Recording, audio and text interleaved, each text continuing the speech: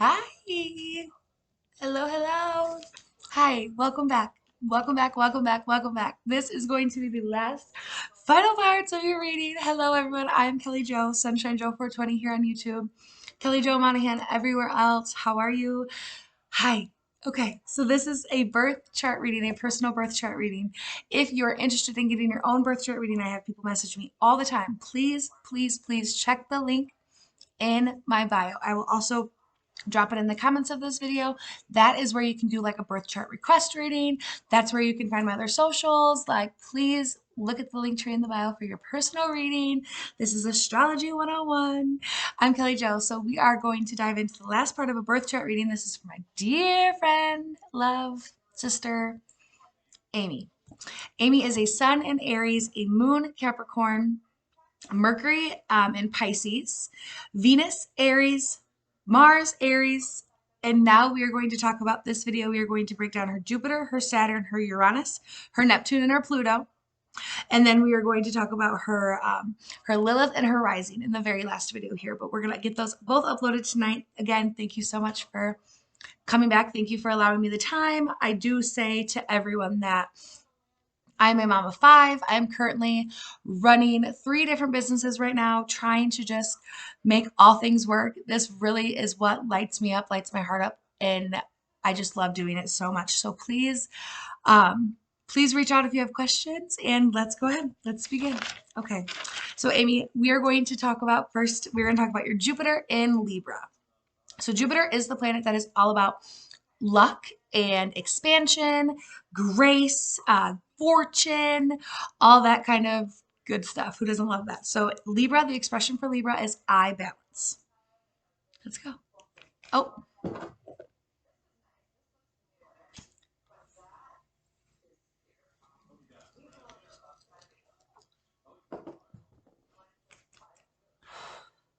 now let's begin. All right, Jupiter and Libra.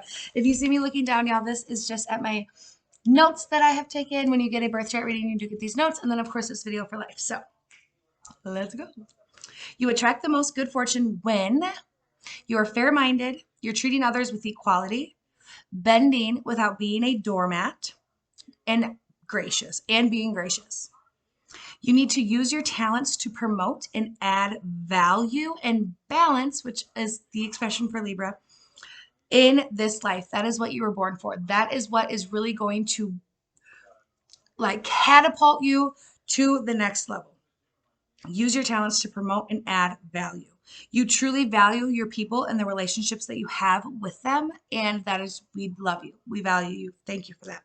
Make sure that you're not pouring into cups that have holes at the bottom of them. I will say that sometimes we think that we're doing the most great thing by helping someone or supporting someone. And actually they have like a leaky cup. And no matter how much you're pouring into them, every time you go back to them, they're like a little bit more empty. And you're like, what the hell is going on? So instead of like not wasting, but pouring your energy into them, maybe help them get that fixed. Like get like some leaky guard, like some leak seal stuff. I don't know, but some duct tape. Right. But, you're wasting your time by not fixing a core rooted problem and constantly trying to pour into fill in the blank. Yes. You have a childlike charm with a grandma-like grace. That just lit my heart up when I wrote that. You will reach your goals. You will. You have a passion that lights you the fuck up for days, I said. And I say that because I'm pretty confident that you have found what makes you passionate. Now, like it might tweak and like new things might get added and new like things might get taken out of the equation. But overall, I think that you would understand like what makes you excited and what lights you up. So if this was a birth chart reading for somebody else, I might explain that a little bit more. But for you, I think you have a grasp on that. Okay. I wrote that you are the best kind of mom. You have such love and a sense of fun. You're able to play. When I wrote that, that reminded me of being young and just wanting so badly for my mom to play with me. And she never played with me because she didn't have the fucking time, right? Because none of us have the time. I mean, she worked a 9 to 5 job. She worked about an hour away from where we lived. She left sometimes before the sun came up and got home sometimes when it was dark. And my grandma was really the one who raised me. And my Aunt Mia was really the one who like played games and stuff like that. But like to be able to have a mom that sits on the floor and plays and drives the go-karts and runs the course and like that is something that your kids cherish so much, and it's not something that just like comes natural to people. You really might have to like set yourself back and tell yourself like it's okay to play. It's okay to be that person because that really does light you up inside too. I said that you're able to play, but also very serious and hardworking. You are so honest, patient, and kind. Your judgment is good. Trust it always. Stop wasting your God-given blessed minutes thinking things over. Dot dot dot. Beating the motherfucking horse. LOL. I don't know. That just came to me while I was doing that. So please take this how you want to take this. Please allow yourself to be open to listen and to take it how you need to take it. Okay. Um, So I'm going to read this whole sentence again and keep flowing. So I say, stop wasting your God-given blessed minutes thinking over things or beating the motherfucking horse. I don't know. Know when to hold them, know when to fold them, know when to walk away, and know when to run. You never count your when you're sitting at the table. Okay? There'll be time enough for counting when the dealing's done. There'll be time enough for living. There'll be a time enough to bask in the abundance once you get to it. It's all a part of the journey. Okay?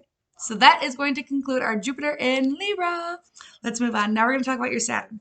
So Saturn is the planet of lesson and time. It's very slow moving. It is of contradiction and of lessons and of truths that we need to learn and things that are just inner insights that really need to be lit up in our life. That's where we can focus a lot of what we need to change.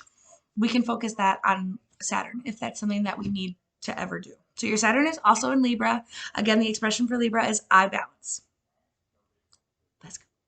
You are recognized for your seriousness, moral qualities, and respectable consciousness. You thrive with methods, calculation, and concentration. Seriousness. You're not drawn to like frou-frou, boo-boo, snaz of like, no thanks. Like, no thanks. Like, it's just not for you. Even when you get to the point where you can do like crazy boo boo for things like that's just not for you, and don't let anybody make you feel like you're not doing enough by not doing those things because no thanks. I said you may have few true friends, but the ones that ride at motherfucking dawn, bitch.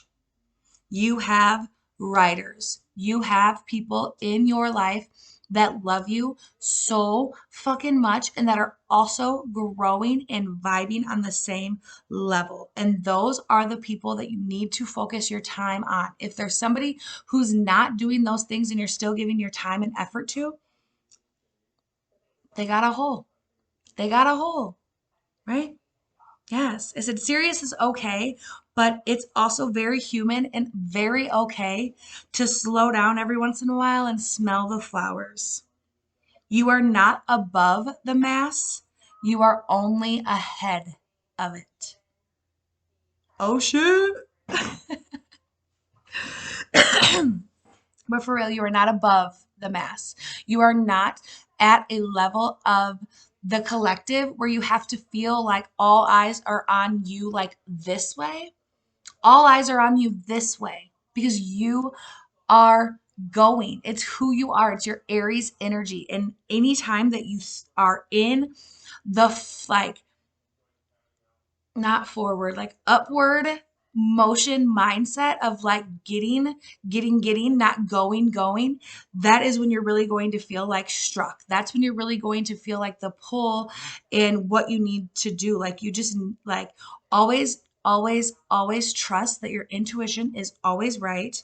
And You are never, ever, ever, ever alone. Even if you are a few steps ahead. I got real good hearing. I can hear you. I can hear you. Okay? Okay. We're going to end Saturn in there.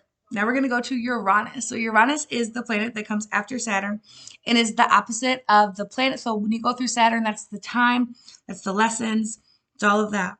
Uranus is the planet that brings in the change, brings in the transformation, brings in the revolution, the freedom, the excitement. Like what you really want to do and achieve is Uranus, okay?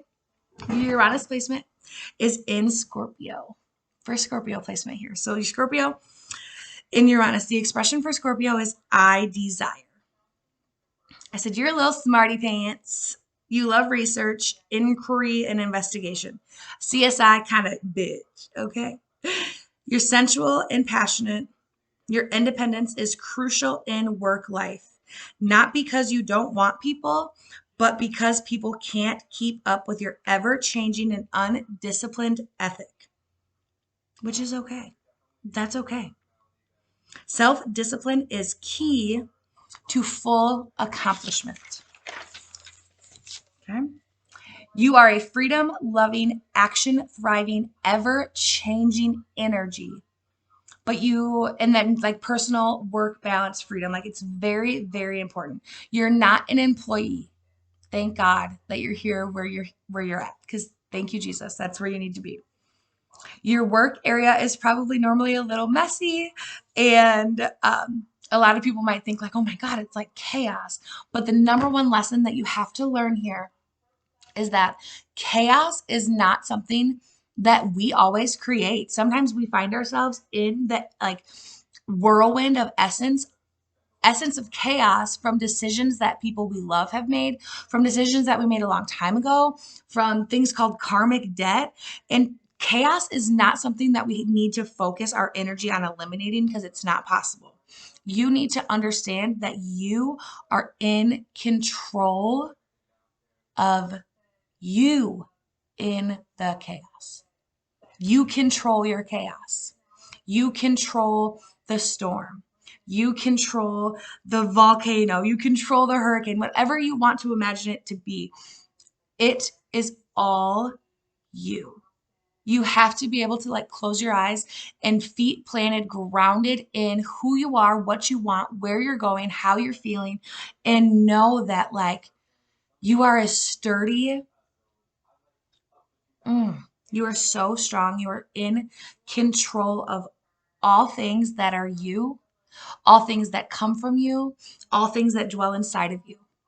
You are in control. Thank you, universe. Okay, we're going to end there with Uranus. Let's move on to Neptune. So Neptune is the planet of like your deeper spiritual self, okay? And your Neptune is in Sagittarius, which is a beautiful, beautiful sign to have in this. So the expression for Sagittarius is I discover. Travel is your true soul's desire. Learning, voyaging, experiencing all things foreign. You have a huge respect for culture and just like learning new things, learning how people operate, learning how people learn to love, learn to be. Like it just really lights you up. Always do that. Always do that. You love being close to water. You have a broad spiritual vision. You were born to explore, see, and live all the things that most people have exchanged for only a dream. Honestly, I talked about, maybe it was in your video or somebody else's video, but at some point in our life, we have exchanged our dreams for like bullshit. And I don't know when we did that, but you are the definition and the living proof that dreams are possible. Dreams are possible.